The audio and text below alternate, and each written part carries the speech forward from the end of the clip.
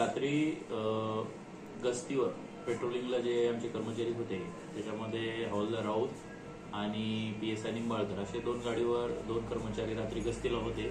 आपल्या दोन गाड्या दररोज गस्तीला असतात।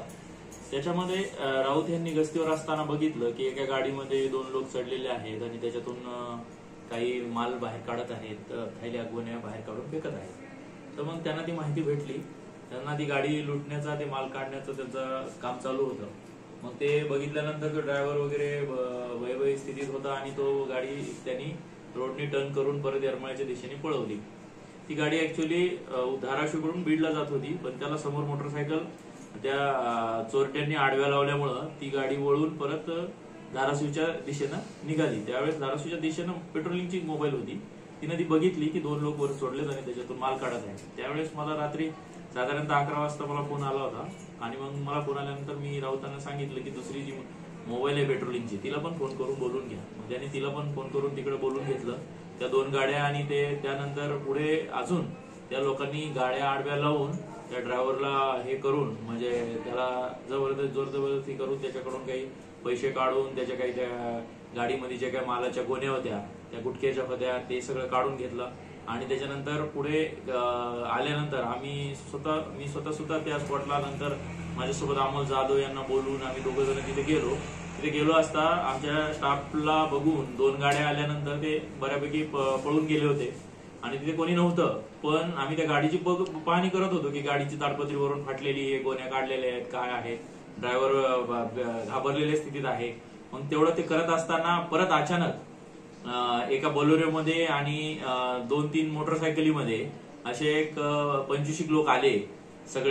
ते सगळे गुंड लोक आले आणि त्यांनी चालू केलं की पोलीस गाडीचे हप्ता घेतात वगैरे काय काय म्हणत होते आणि व्हिडिओ काढत होते। आम्ही त्यांना सांगण्याचा प्रयत्न करत होतो किंवा आम्ही पाहणी करतोय काय मॅटर आहे, म्हणजे मी तर गेलो घटनास्थळी तर मला ते बघायचं होतं पहिले काय चालू आहे, त्यानंतर कारवाईचा प्रश्न होतो। चालू अगोदर त्यांनी एवढा गोंधळ केला आणि त्याच्यामध्ये मग आम्ही त्यांना गोंधळामध्ये आवरायचा प्रयत्न करत होतो आणि आमच्या कर्मचाऱ्याच्या सांगण्यानुसार त्यांना आम्ही थोडं ताब्यात घेण्याचा पण प्रयत्न करत होतो। त्यावेळेस त्यांनी आमच्या पोलिसांना धक्काबुक्की केली, त्याच्यामध्ये अमोल जाधवला त्यांनी बुक्की मारलेली आहे, गलोरींनी दगड मारलेले आहेत, आमच्यावर सुद्धा दगड मारायचा प्रयत्न केलेला आहे आणि त्यांना पाहिजे तसा एक व्हिडिओ त्यांनी तयार करून सोशल मीडियावर सुद्धा पोस्ट वगैरे केलेला आहे, पण तो सगळा बनाव आहे।